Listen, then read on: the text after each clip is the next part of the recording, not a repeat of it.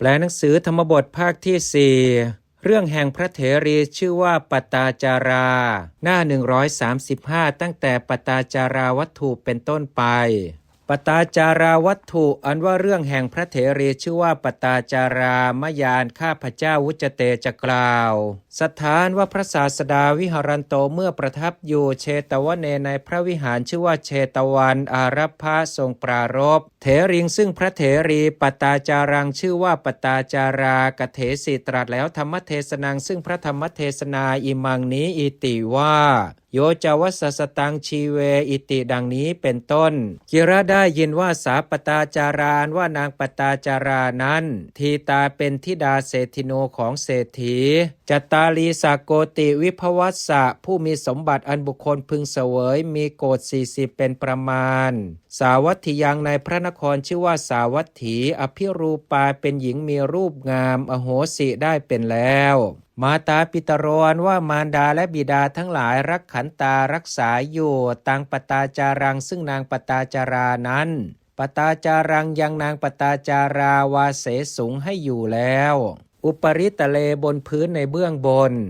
สัตตภูมิกับปราสาททัสสะแห่งปราสาทอันประกอบแล้วด้วยชั้น7โสรสาวสุเทสิกากาเลในการแห่งตนอันบุคคลพึงแสดงขึ้นว่ามีการฝน16เอวังภาเวครั้นเมื่อความเป็นเอวังอย่างนี้สันเตปิแม้มีอยู่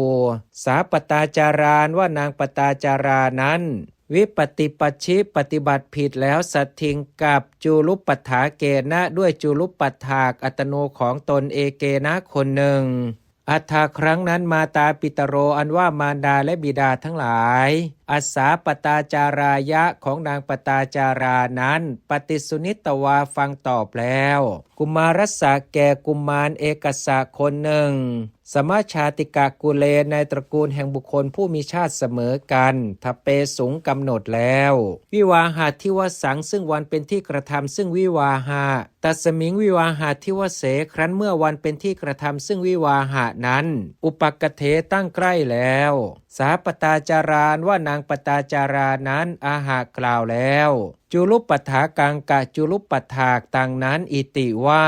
เกียระได้ยินว่ามาตาปิตโรอันว่ามารดาและบิดาทั้งหลายทัดสันติจักให้มังซึ่งดิฉันอสุกกุลัสสะนามะชื่อแก่ตระกูลนู้นตวังอันว่าท่านมะปนาการังขเหตวาอาคโตปิอาคโตปิแม้ผู้ขเหตวาถือเอาแล้วปนาการังซึ่งเครื่องบรรณาการมะเพื่อดิฉันอาคโตมาแล้ว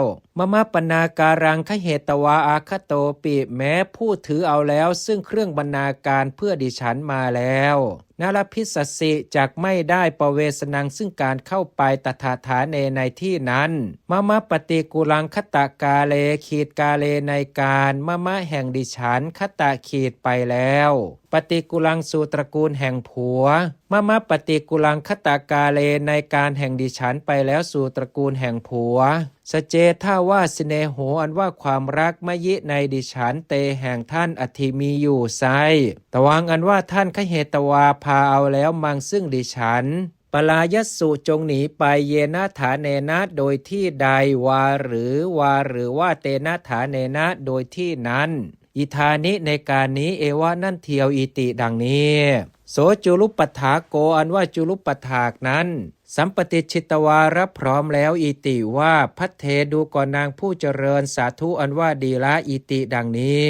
วัตวากล่าวแล้วอิติว่าเตนะหิท่าอย่างนั้นอหังอันว่าเราทัสสามิจักยืนอยู่อสุกัตถาเนนามะชื่อในที่นู้นนัครัตวารสายแห่งประตูแห่งพระนครปาโตในเวลาเช้าวัดเทียวสเวในวันพรุ่งนี้ตวางอันว่าเธอนิคมิตวาออกไปแล้วอุปาเยนะโดยอุบายเอเกนะอย่างหนึ่งอาคัจฉยาสิพึงมาตถาฐาเนในที่นั้นอิติดังนี้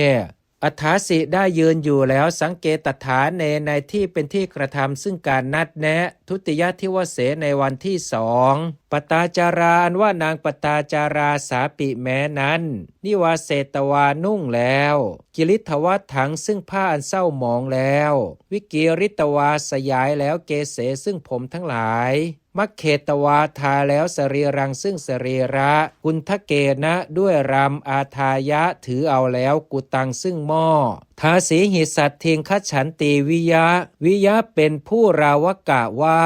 คัจฉันตีออกไปอยู่สัตทิงกับทาสีหิด้วยทาสีทั้งหลายทาสีหิสัตทิงคัจฉันตีวิยะเป็นผู้ราวกะว่าออกไปอยู่กับด้วยทาสีทั้งหลายหุตวาเป็นนิคมิตวาออกไปแล้วขราจากเรือนอคมาสีได้ไปแล้วฐานังสู่ที่ต่างนั้นปาโตในเวลาเช้าวะเทียวโสจุลุปถาโกอันว่าจุลุปถากนั้นอาทายะพาวแล้วตังปตาจารังซึ่งนางปตาจารานั้นคันตวาไปแล้วทูรังสู่ที่ไกลกับเปตวาสำเร็จแล้วนิวาสังซึ่งการอยู่คาเมในบ้านเอกสมิงตำบลหนึ่งกสิตวาไถแล้วเขตตังซึ่งนาอรัญเยในป่าอาหารติย่อมนำมาวัตถุนี้ซึ่งวัตถุทั้งหลายทารุปนาทีนี้มีฟืนและผักเป็นต้นปตาจารานว่านางปตาจาราอิตรานอกนี้อาหริตวานำมาแล้วอุทกังซึ่งน้ำกุเตนะด้วยหม้อกโรนตีกระทำอยู่กิจจานี้ซึ่งกิจทั้งหลายโกตนะปจาทีนี้มีการตำและการหุงต้มเป็นต้นสหัตถาด้วยมืออันเป็นของตนอนุโพสิเสวยแล้วพลังซึ่งผลปาปัสสะแห่งความชั่วอัตโนของตนอัฏฐาครั้งนั้นคัพโพอันว่าสัตว์ผู้เกิดแล้วในคันสันถาสีตั้งอยู่พร้อมแล้วกุชยังในท้องอัสสาปตาจารายะของนางปตาจารานั้นสาปตาจารานว่านางปตาจารานั้นปริปุณคัพพาเป็นผู้มีคันเต็มรอบแล้วหุตวาเป็นยาจิอ้อนวอนแล้วสามิกังซึ่งสามีอิติว่าโกจิอันว่าใครๆอุปการะโกผู้กระทำซึ่งอุปการะเมแก่ดิฉันนัตถิย่อมไม่มีอิทาฐาเนในที่นี้มาตาปิตโรนามะชื่ออันว่ามารดาและบิดาทั้งหลายมุทุหัตถยาเป็นผู้มีหทัยอ่อนโยนปุตเตสุในบุตรทั้งหลายโหนติย่อมเป็นตวังอันว่าท่านเนหิจงนำไปมังซึ่งดิฉันสันติกังสู่สำนักเตสังมาตาปิตูนางของมารดาได้บิดาทั้งหลายเหล่านั้นคัพพวุฒานังอันว่าอันออกแห่งสัตว์ผู้เกิดแล้วในคันเมของดิฉันภวิสติจักมีตถาฐาเนในที่นั้นอิติดังนี้โสสามิโกอันว่าสามีนั้นปฏิคิปิห้ามแล้วอิติว่าพัทเทดูก่อนนางผู้เจริญตวังอันว่าเธอกเทสิย่อมกล่าวกิงวจนังซึ่งคำอะไรมาตาปิตโรอันว่ามารดาและบิดาทั้งหลายตวะของเธอทิสวาเห็นแล้วมังซึ่งเราปุคลังยังบุคคลการายุงพึงให้กระทำกรรมกรณานี้ซึ่งกรรมกรทั้งหลายวิวิธานี้อันมีอย่างต่างๆมายาอันเรานัสกาไม่อาจคันตุงเพื่ออันไปตถาฐาเนในที่นั้นอิติดังนี้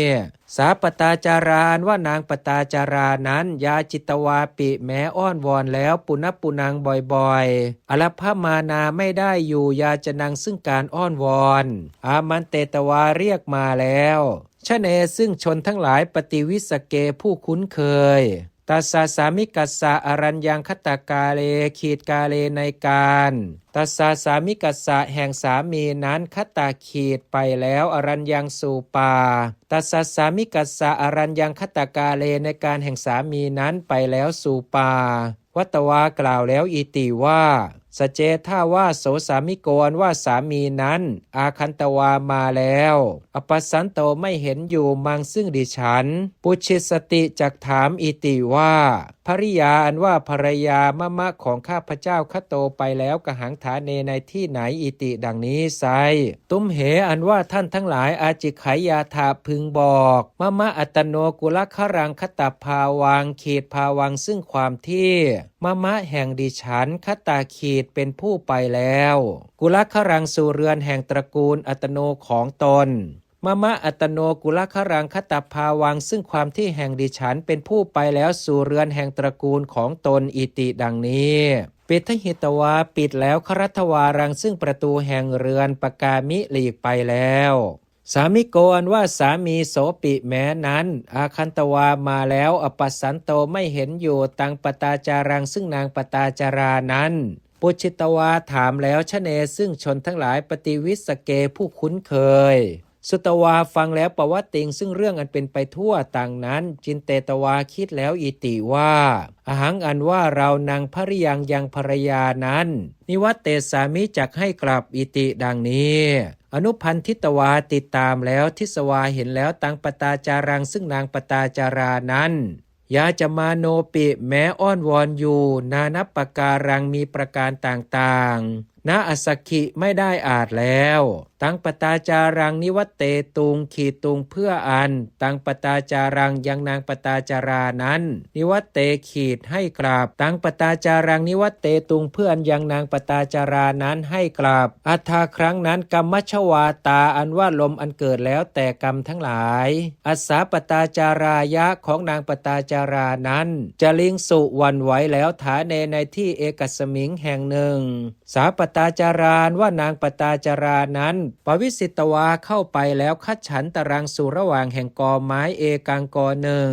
วัตวากล่าวแล้วอิติว่าสามิข้าแต่นายกรรมชวาตาว่าลมอันเกิดแล้วแต่กรรมทั้งหลายเมของดิฉันจริตาหวั่นไหวแล้วอิติดังนี้นิปชิตวาสัมปริวัตมานานอนกลิ้งเกลือกอยู่ภูมิยังบนพื้นดินวิชายิตวาคลอดแล้วทารกังซึ่งทารกกิจเชนะโดยยากจินเตตวาคิดแล้วอิติว่าอหังอันว่าเราคัดใช้ยังพึงไปกุลครังสู่เรือนแห่งตระกูลอัฏฐายะเพื่อประโยชน์ยัสสะใดอัทโธอันว่าประโยชน์โสนั้นนิพพันโนสำเร็จแล้วอิติดังนี้อาคันตวามาแล้วเคหังสู่เรือนสัตทิงกับเตนะสามิเกนะด้วยสามีนั้นปุณะอีกเอวะนั่นเทียวกับเปสิสำเร็จแล้ววาสังซึ่งการอยู่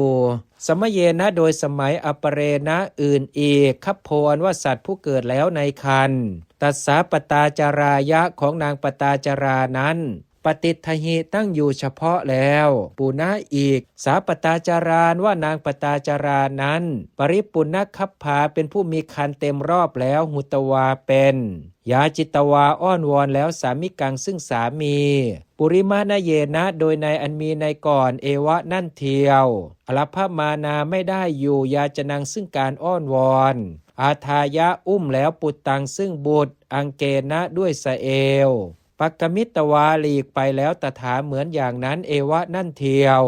เตนะสามิเกนะอนุพันธิตวาทิฏฐาปิทิฏฐาปิแม้ผู้เตนะสามิเกนะอันสามีนั้นอนุพันธิตวาติดตามแล้วทิฏฐาเห็นแล้วเตนะสามิเกนะอนุพันธิตวาทิฏฐาปิแม้ผู้อันสามีนั้นติดตามแล้วเห็นแล้วนะอิชิไม่ปรารถนาแล้วนิวัตติตุงเพื่ออันกลับ